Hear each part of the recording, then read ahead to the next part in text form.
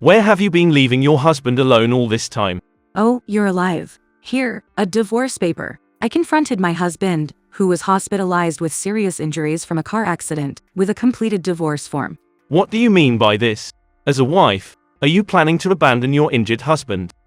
You have the nerve to say that after you've been cheating. Listen, you need to stop misunderstanding. Where's the proof of my cheating? My husband seemed determined to feign ignorance, but I had solid evidence in my hand. When I showed the evidence, my husband started to tremble. I then told him something decisively. My name is Mary, a 28-year-old office worker. My husband, David, is 30 and works for a food wholesale company run by his father. I work for a fast food chain. And through business dealings, I met and started dating David, drawn by his hard-working and honest nature. We got married 3 years ago and have been a working couple. Initially, David was busier with his job, but as I got promoted, I too became busier. That's when my in-laws began to interfere in our married life, especially my mother-in-law, who would call me daily. The calls were about my job. She says she's worried about me. You'll ruin your health working overtime at that company.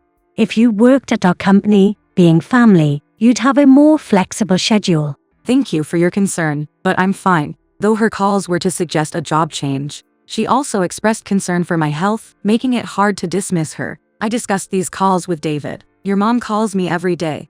She seems worried about my health and keeps suggesting I change jobs. Did you say something to her? Yeah, I mentioned you were busy with overtime work. Why would you say that?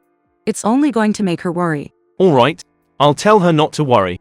At that time, I thought neither David nor his mother meant any harm, feeling sorry for causing unnecessary worry. However, the job change topic kept coming up from various sources, leaving me bewildered. One day, I received a call from my father-in-law, William. Mary, I heard you're quitting your job to join our company. Is that true? William asked in a tone that seemed more curious than accusatory. What? No, I have no plans to leave my job, I replied, her voice tinged with confusion and a hint of concern. Oh, if that's not the case, then never mind. It must have been my mistake, William said, quickly changing the subject. However, I was left with a lingering sense of unease and bewilderment. I later decided to double-check with my husband, David. Just to be sure, David, seemingly oblivious, denied any knowledge of such a plan. Your dad asked me if I was quitting my job to join your company. I can't understand where such a rumor could have come from. Do you have any idea? I inquired, seeking clarity in my husband's eyes. I have no clue. It's probably just a misunderstanding on Dad's part. David replied dismissively, not seeming to grasp the gravity of Mary's concerns. But I want to know why such a misunderstanding could have occurred in the first place. I pressed, my voice revealing my growing frustration. Stop nagging about it. These trivial matters are so annoying. I'm tired, let's just drop it.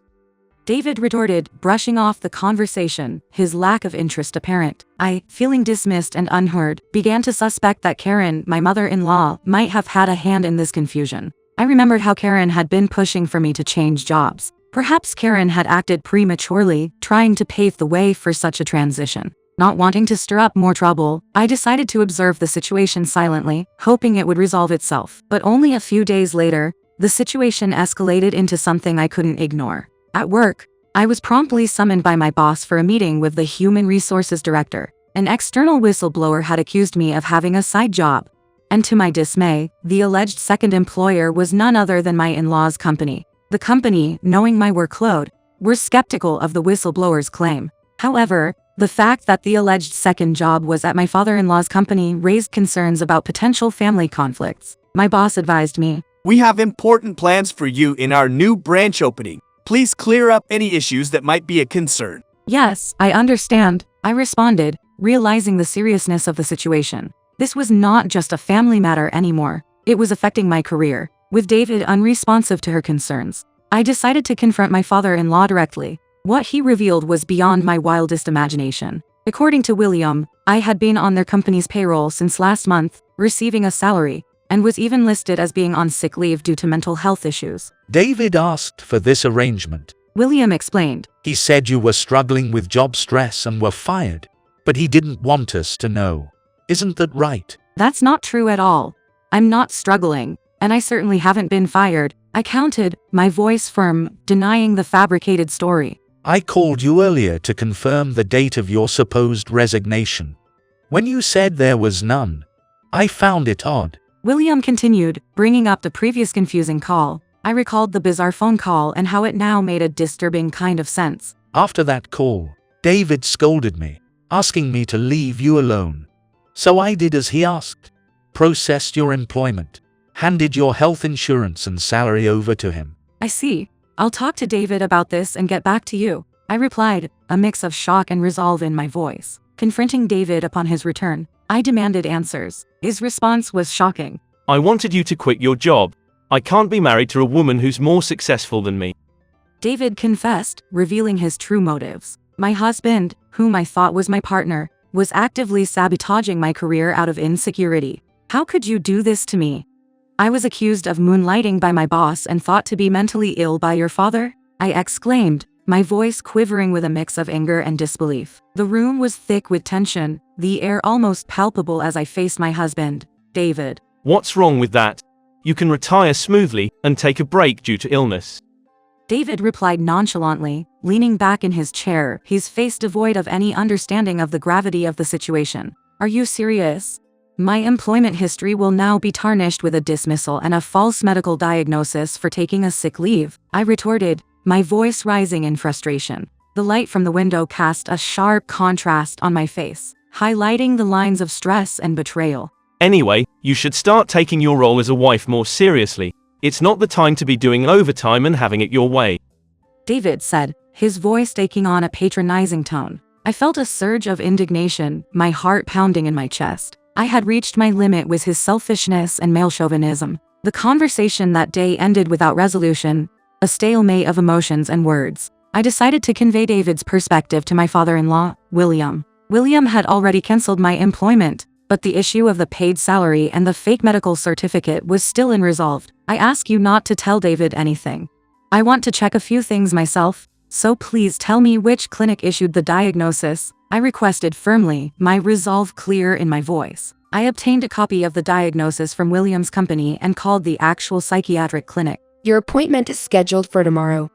Would you like to change it? The receptionist, Rachel, asked after I provided my name. I was momentarily speechless, shocked. I had assumed the diagnosis was fake, with no record of my consultation. Yet, someone using my name was receiving treatment and had even obtained a medical certificate. No, keep it as it is. I just forgot the time, I managed to say, my voice trembling slightly. It's at 11 a.m. tomorrow, Saturday. Rachel informed me. Thank you, I replied, my mind racing with questions and disbelief. I hung up the phone, feeling numb. The possibility that David and his mistress, Jessica, were conspiring was the only explanation that made sense. But how? I always carried her current company's insurance card in my wallet, so the certificate must have been issued using an insurance card from William's company. Determined to uncover the truth, I planned to visit the clinic the next day to see who would show up for the appointment. As I waited near the entrance of the clinic the following day, a familiar car pulled into the parking lot. David and a young woman, undoubtedly Jessica, got out. Jessica leaned on David, intertwining her arm with his as they walked into the clinic together. The sight was like a punch to my gut, the proof was undeniable. Approaching David's car, I used the spare key to unlock it. Inside, she turned on the dash cam and played the most recent recordings. The screen showed David and Jessica in intimate embraces and conversations. I recorded the footage on her smartphone, evidence of the betrayal I had just witnessed. I sat there for a moment, the reality of the situation sinking in. My husband and his mistress were using my identity, and I was determined to confront this head-on. My heart was heavy, but my determination was stronger. The conversation between my husband and his mistress was shockingly sinister. Please divorce your wife soon. I can't take this anymore. I feel like I'm going crazy. Don't worry, just a little longer, okay? How much longer do I have to wait? I can't live without David. I understand. I can't live without Jessica either. Remember, it was fate that we met on that dating app. You know what happens when you defy fate, right? Don't say scary things like that. Don't you trust me? I'm using my wife Mary's salary and insurance for you, aren't I? I plan to make it look like she's mentally ill and push for a divorce. That's not enough. It'll be found out if someone does a little digging. We need to make her disappear before that. Understood. Realizing the danger I was in, I hurried away from the scene and decided to go home, pack my things, and take refuge in a hotel. The mistress, unaware that the insurance had lapsed, would likely be charged the full amount. Fearing what the panicked couple might do to me, I chose to hide. That night, I received a call from my mother-in-law, Karen. It's terrible, Mary. David's been in an accident. He's critically injured. Shocked by this unforeseen development, I rushed to the hospital. There, I found my in-laws, William and Karen, with pale faces, waiting anxiously outside the operating room. Oh, Mary, what should we do? Calm down, Karen. We need to explain the situation to Mary. How could David have had an accident? I noticed several police officers standing in the hospital corridor. Excuse me, are you his wife? Yes, I'm his wife. What's going on? The woman who was in the car with him had an insurance card in your name. We're trying to understand the situation. Confused, I listened as the officer explained. The woman had ingested a large quantity of sleeping pills and appeared to be in a mild state of intoxication. She was in possession of a health insurance card bearing my name, leading everyone to mistakenly believe we were married. It was only after my in-laws arrived and confirmed we were strangers that I was contacted about the situation. I explained to the officer everything that had happened today, showing him footage from my smartphone. It was clear that the woman who had been driving matched the appearance of the person in the video. My in-laws, upon learning their son had been unfaithful, were visibly distressed. My mother-in-law broke down in tears. David had been saying he wanted a divorce because Mary was mentally ill. She sobbed. I thought if you took a break from work, you might get better.